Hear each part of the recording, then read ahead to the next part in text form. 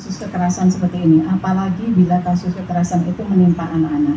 Apa yang sudah disampaikan tadi, termasuk kekerasan seksual terhadap anak, seharusnya tidak dilakukan oleh semua orang dewasa maupun anak-anak di DIY ini, apalagi DIY yang istimewa ini.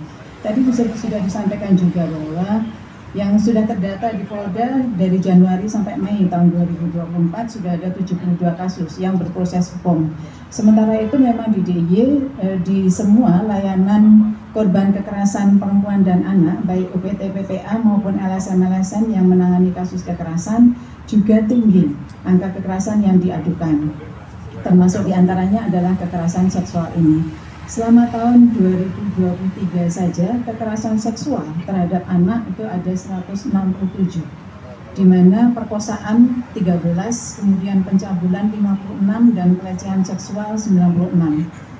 Nah, ini memang harus menjadi perhatian kita semua, apalagi sudah ada undang-undangnya, sudah ada perdanya.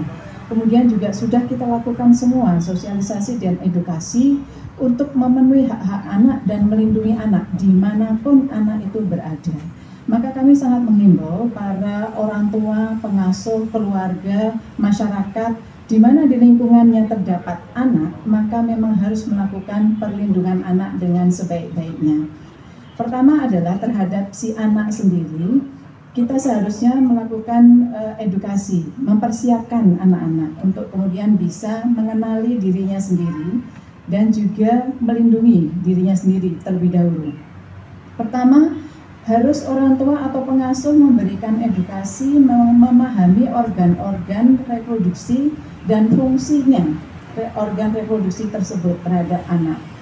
Kemudian mengajari mana-mana yang boleh disentuh dan mana-mana yang tidak boleh disentuh. Sehingga kemudian anak-anak juga diajarkan seandainya sampai organ yang tidak boleh disentuh tadi kemudian disentuh oleh orang lain, maka harus segera melaporkan kepada orang tua atau pengasuh atau orang dewasa yang terdekat yang mengasuhnya. Sehingga ini paling tidak bisa meminimalisir kerentanan atau bahaya yang bisa menimpa anak-anak tersebut. Kemudian anak-anak juga harus diedukasi, diajari untuk tidak mudah percaya terhadap orang yang baru dikenalnya, orang yang tidak biasa ada di lingkungannya. Dan kemudian bila kenal seseorang yang mendekatinya, yang belum pernah kenal sebelumnya, harus memberitahukan kepada orang tua atau pengasuhnya, sehingga kerentanan-kerentanan atau bahaya itu kemudian bisa dihindari. Kemudian juga bila seandainya terjadi sesuatu, anak harus diajari untuk segera melaporkan. Kalaupun tidak ke orang tua atau pengasuhnya, bisa ke guru di sekolahnya, karena di sekolah juga sudah ada tim pencegahan dan penanganan kekerasan, sehingga kemudian tim PPK ini kemudian bisa melakukan ketugasannya dan bisa merujuk juga ke layanan korban kekerasan yang dimiliki oleh pemerintah. Kemudian juga anak harus diajari untuk supaya benar-benar bisa melindungi diri dan melaporkan tadi. Terhadap orang dewasa, karena undang-undang juga sudah mengatur, Perda juga sudah mengatur, maka kita semua wajib, namanya wajib ya, untuk melindungi anak-anak ini dari kekerasan. Sehingga kewajiban yang melekat pada kita dimanapun kita berada tadi, tidak hanya di dalam keluarga, di masyarakat, di sekolah, di tempat kerja orang tua, dimanapun gitu, kita harus melakukan upaya-upaya ataupun SOP-SOP untuk bagaimana upaya kita untuk melindungi anak tersebut. Nah, sehingga bila itu benar-benar dilakukan, maka kesadaran untuk melindungi anak akan tumbuh, tidak akan melakukan kekerasan terhadap anak, dan kalaupun terpaksanya terjadi kasus kekerasan, akan tertangani dengan lebih awal. Gitu.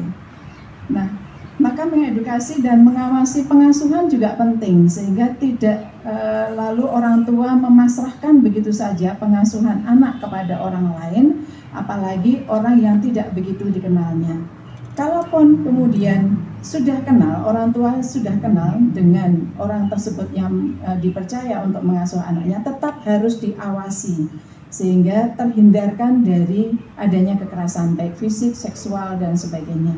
Kita semua berharap bahwa undang-undang Perda ini ditegakkan, ini sudah ditangkap pelakunya dan menimbulkan efek jera, lalu juga menimbulkan dampak supaya orang-orang dewasa selain pelaku yang sekarang ada di belakang ini untuk kemudian sadar dan melakukan tindak-tindak pencegahan dan tidak melakukan kekerasan terhadap anak. Mungkin demikian, dan di sini juga hadir Satgas PPA kami, Satgas Perlindungan Perempuan dan Anak, yang ada di setiap kecamatan sebagai koordinator.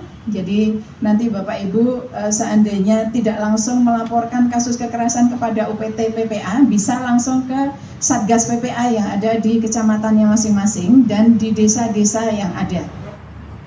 Selama tahun 2024, ya, dari bulan Januari sampai bulan Mei, sudah terdapat 72 kasus yang mana korbannya adalah anak-anak. Ini tentunya kami sangat prihatin, kami sangat sedih dengan banyaknya kejadian yang menimpa anak-anak, khususnya di Provinsi Daerah Istimewa Yogyakarta ini. Ini 72 kasus ini tentunya yang dilaporkan ke pihak kepolisian.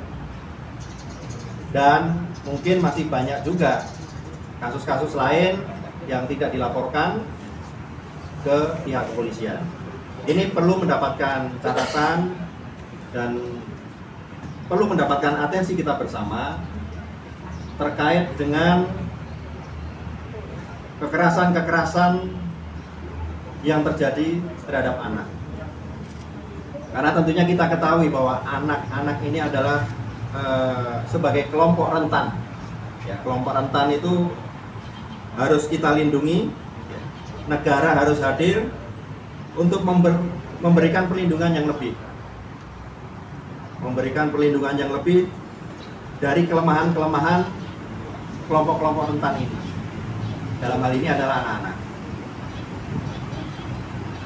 Orang dewasa atau orang tua selama tahun 2024 yang ada di Provinsi Daerah Istimewa Yogyakarta itu memang terjadi bukan hanya di wilayah satu kabupaten, tetapi di 4 kabupaten, 1 kota yang ada di wilayah Provinsi Daerah Istimewa Yogyakarta. Terkait rinciannya nanti akan kami detailkan lebih lagi.